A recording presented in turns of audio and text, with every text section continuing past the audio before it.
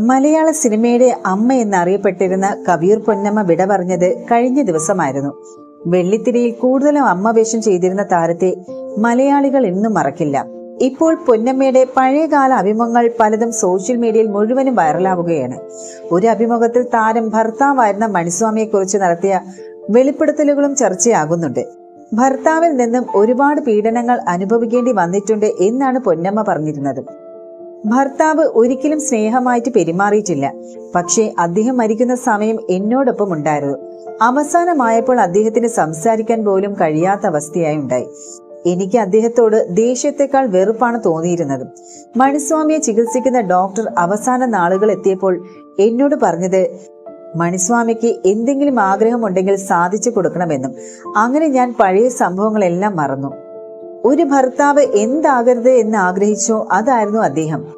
എന്തിനാണ് ഉപദ്രവിച്ചതെന്ന് എനിക്ക് മനസ്സിലായിരുന്നില്ല. ശബ്ദം പോയതിനു ശേഷം എന്റെ കൈപിടിച്ച് എന്നും കരയുമായിരുന്നു. അവസാന നാളുകളിൽ അദ്ദേഹം ഒരുപാട് ദുഃഖിച്ചു. ഞങ്ങളുടേത് പ്രണയ വിവാഹമായിരുന്നില്ല. എനിക്ക് വിവാഹത്തിന് മുൻപ് ഒരാളോട് ഇഷ്ടമുണ്ടായിരുന്നു.